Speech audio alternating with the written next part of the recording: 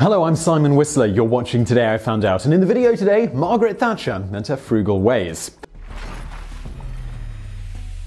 So in the UK, Margaret Thatcher is an incredibly polarising figure in British politics, which is why today, instead of talking about any of that, we're going to tell you about a somewhat lesser-known fact about the Iron Lady. As you may or may not know, the Prime Minister of England resides at number 10 Downing Street in Westminster. While the building isn't as immediately impressive as, say, the White House, it's deceptively large, boasting over 100 rooms, leading to it being nicknamed the TARDIS by some officials. There's also a museum's worth of art and state-of-the-art security features, including a solid steel blast-proof door so heavy that it takes 8 burly men to lift it. When Margaret Thatcher became Prime Minister in 1979, one of the very first things she did was request a breakdown of the amount that was being spent getting her new official residence cleaned up and ready for her to move in. And, well, she wasn't very happy with the answers she got back. According to official sealed government documents that were released in 2011, the Iron Lady was shocked when she received a quote explaining that the estimate came to £1,836, which is about £9,000 or around $14,000 today.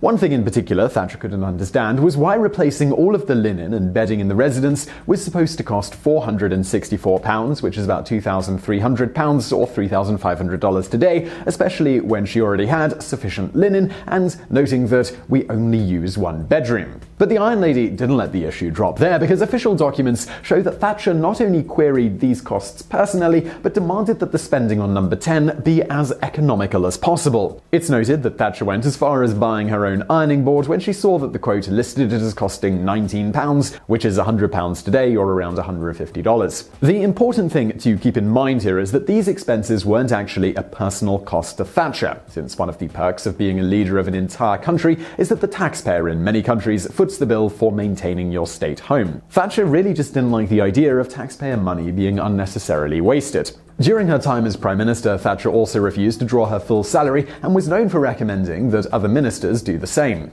Thatcher's extreme, rather endearing frugality is regarded as being a holdover from her childhood, which one biographer described as modest and somewhat grim due to her father's miserly personality. Despite being a successful grocer who owned 2 separate stores, Thatcher's father was frugal to the extreme in his spending, choosing to live with his family above the larger of his 2 stores in a flat without an indoor toilet or hot water.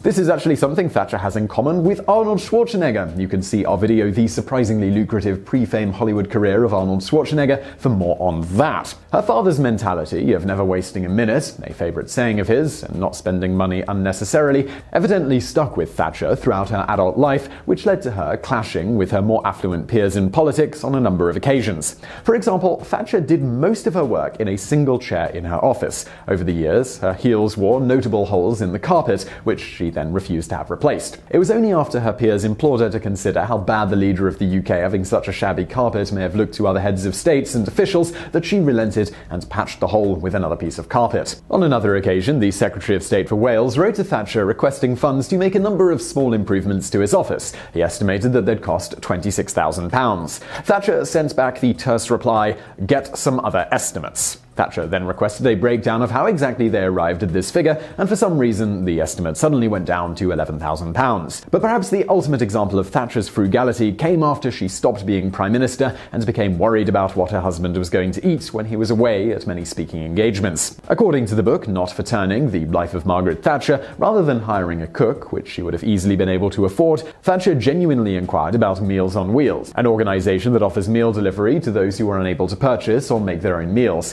She ultimately abandoned the idea when a colleague pointed out that it probably wasn't appropriate.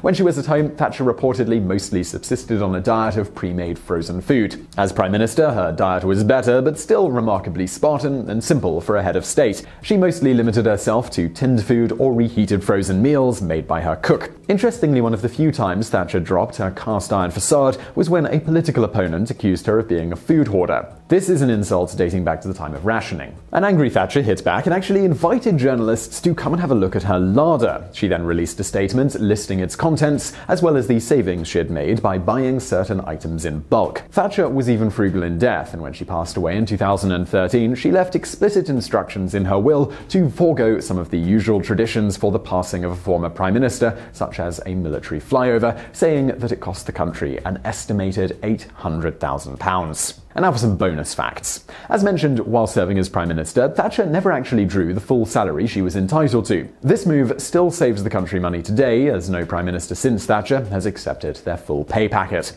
When asked about being a leader, Thatcher once said, "Being powerful is like being a lady. If you have to tell people you are, you aren't." And now for another bonus fact. There's a persistent, oft-repeated rumour that Margaret Thatcher was somehow involved with the creation of soft-serve ice cream. Although she did work briefly for British food giant J. Lyons and Company, and was a part of the team that developed a technique for whipping air into ice cream as it's made, which according to the New Yorker laid the foundation for modern soft-serve, her involvement was relatively minimal.